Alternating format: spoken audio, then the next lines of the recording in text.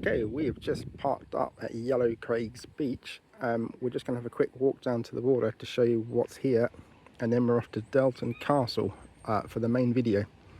So this is just a little add-on, really. They're right next to each other, so it's silly not to come here. Okay, so if you're coming, there are toilets facilities, however they're not right by the beach, they're by the car park. And there's kids playing parks as well, that's good. And right by the play park there's this bit here. Hours of fun for kids in here, as you can imagine. Okay, this way to the beach. We'll have a quick walk down here, show you the view, and then we'll head to the castle. And there we go. It's probably not doing it justice on the screen. Okay, so this is the beach. It's actually surprising to see it so empty, to be honest. I usually come here, usually come on a gloriously sunny day, but there's the view. I'll just show you the beach as well. Lovely, lovely sand. Good space. You do get quite a lot of people here. Let's just have a zoom in on the islands and the lighthouse. There you go, that's Yellow Craig's beach. Okay, on to the castle. I am at Dirleton Castle and Gardens today. Described online as a ruined medieval fortified house with the world's longest herbaceous border in 19th century gardens. So let's go and see what it's all about. Okay, so here we are, we're inside now. It's actually half price at the moment. So 3 of us, it was less than 12 quid. The reason it's half price is because some of it is closed, but they said there's still quite a lot to see. So let's crack on. Some of the gardens already, it's looking pretty good. I don't know if this is the longest border, it might be. I guess I'll find out. Oh, let's see what is up here as well. Into the tower we go. Okay, let's have a look inside the tower. Number 1. There we go. Dirleton Castle was a comfortable, impressive home from the 1200s to 1650 when Oliver Cromwell's troops attacked and damaged it. There we go, some relics here as well. What's around here? Ooh, we can get on the roof. That's tempting. It's padlocked. No, I wouldn't anyway. Okay. Yeah, so this is the entrance just here, opposite the castle inn, if you're coming. And the car park is just up there. So there we go. Right, there's a view of the gardens from above. Let's go explore. So it has this lovely wall that goes all the way around the outside. And if I just zoom in here, and there's doorways and everything as well. Get it in the middle of the shot. There you go, there's a doorway. But there's our first glimpse of the castle. And this massive rock. We're going to look at the dovecot first. Dovecot, for those who say it that way. It's a beehive dovecot. I can see why they call it that. Can you go inside it? I'm not sure. It looks like it's... Oh, you can go inside it, so we're going to do that. I don't expect to see very much, but you never know. The mysteries of the world. Oh, I can hear the change of my voice though. Oh wow, I have to say that is quite impressive. You can see where they all used to nest. I'm so glad they don't anymore. Brilliant. Well, that held up to 2,000 pigeons or doves when it was full. Impressive. There we go. There's a shot of one of the sides. I can see very damaged. Very windy here as well. And just off in the distance, opposite, that's Berwick Law, I believe. I have climbed that. It's a pretty good view from up there, I must say. I'll have to do that again. Yeah, so this is why some of it is fenced off. After inspection, they found some of it needs conservation work to keep us all safe and to preserve the building, of course. There you go. If I just put the camera through the fence a little bit, this is one of the entrances. Currently not open, but very grand indeed. So this is what it would look like, and that would have been the entrance. It's right in front of us right now. Yeah, so we're missing kind of the we're missing this bit here, by the looks of it. It's still impressive though. Yeah, I must say the wall isn't particularly high for fortified. If I just put my hand on the top, I'm not even reaching up that high, and I'm touching the top of the wall. There's no wonder it got attacked. But hey, we got a bowling green as well. Looks as though it's still used. This. I wonder how old that is. Right, let's go into the castle. Yeah, I should probably look further into Cromwell and all that kind of stuff, because I know there's stuff in Edinburgh itself as well to do with him. Down in Leith, there's quite a few bits and pieces, which I do plan to video at some point. Okay, got another board to look at. Did you know ale was the most common drink in the castle, though it was much weaker than ale is today? Here we go, the remnants of the castle's brew house are to your left. Ah dear, not much left of the brew house. That is a shame. Okay, let's have a look inside. At least what we can see inside. Get out of the wind for one thing, that's better. There we go, out the window. To the brew house. Okay, what is this? I can't really see what this is. Do we end up in there? I think we might end up in there. In the cellar. Possibly. There is writing on the wall. I cannot read it from here. I guess it's possible that that's blocked off. I do want to go down there. Can you go down there? What's through here? Let's see. Yes, I think you can go down. Right, before we do that, let's have a quick look over here.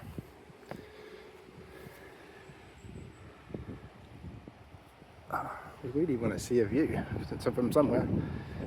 Oh, we've got quite a view here, all the trees.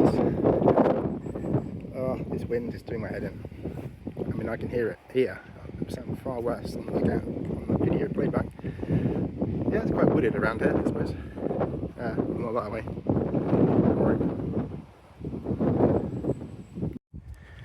Okay, let's head inside and down into the deep depths. Maybe. Let's go this way first.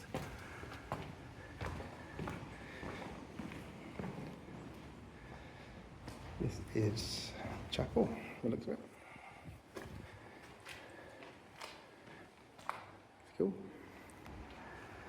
And through here we have priest's chamber. It had its own fireplace and latrine closet. Right, let's see if we can find that then. Well, there's the fireplace. And that would have been the chimney. Excellent. Okay, where's the latrine? I'm not seeing it. Maybe that's a good thing. Anyway, to the cellars and bakehouse only. Ooh, let's do that. Ooh, danger stairs here. That would have been cool to go to at one point. Right, let's keep going down. Yes, gotta watch your step. Maybe not film while you're doing it. Yeah, I'm okay. Expert at this.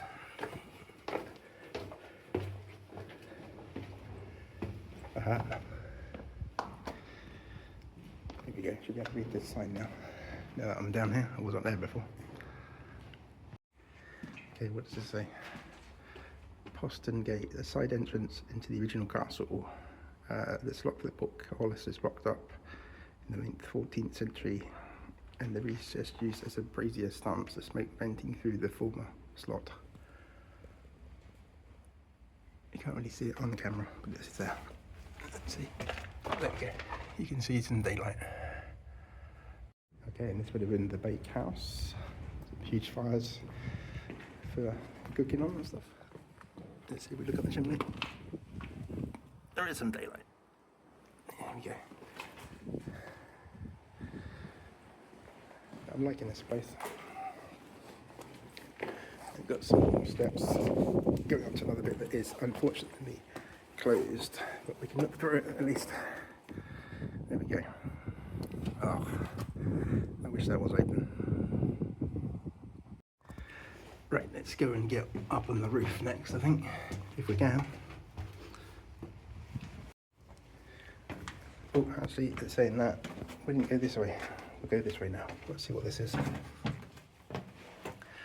Oh, the prison and the pit. Oh, I think we found the toilet, potentially. Okay, let's go down to the pit. So this is the prison and pit. So the chapel was actually above the room that I'm in, and then the pit, which is below us, is just over here. Down this, oh cool, it's quite steep, down this ladder. I don't think the ladder was original, I have to say. And it looks pretty bleak down there. I mean, it wouldn't have been lit up at the time.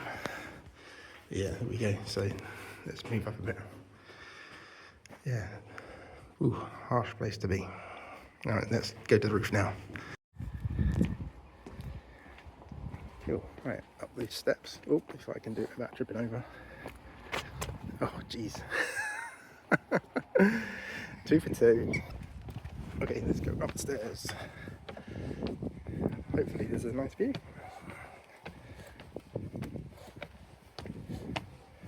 There is. And we'll get to that. No, let's just do the view now. Come on, let's do it.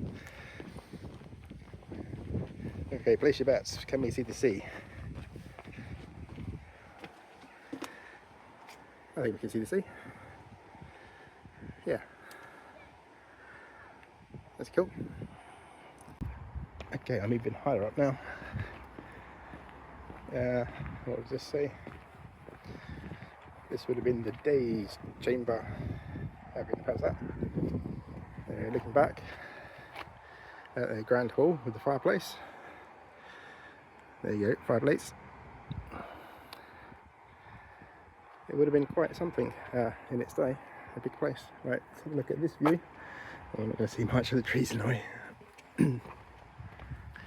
Oh, you've got to lean out a bit, you can see some stuff.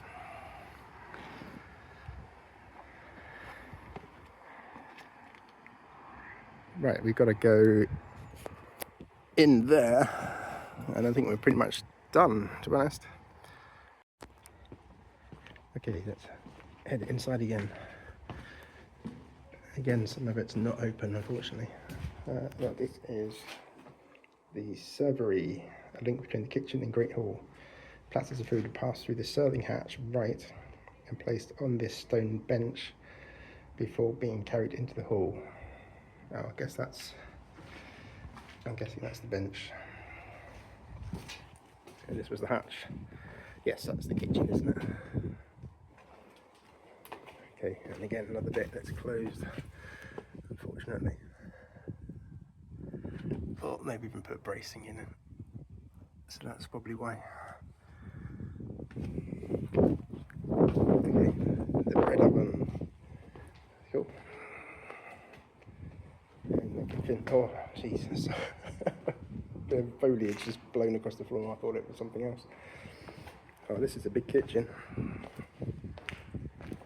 I have to say. This couldn't have been the fireplace, surely.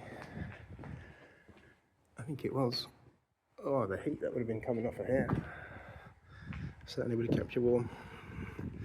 Probably given you a suntan, to be honest. And there's another one there. That's 2 massive fireplaces in here. Oh, I don't know if that's coming up on camera. Let's get a bit closer. Unexpected things to see from a castle window. A wind farm. And you can probably hear the wind. It's doing its job. Okay, whatever this was, another oven maybe. Can't tell. Got some hatches in the floor. Well, in fact, here's a board here, it says about the heat of the kitchen.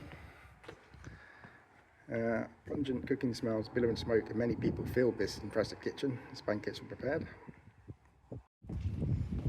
Okay, I think I've still got the gardeners to look at, to be honest, as well. So we'll do that. The wind blows through this bit quite a lot. So actually we are the only people here right now. It's about 40 minutes from Edinburgh in the car. It's not too bad. Still in the H postcode. Not that our sat nav recognised it, but we found the place. Okay, we've got some nice gardens just here.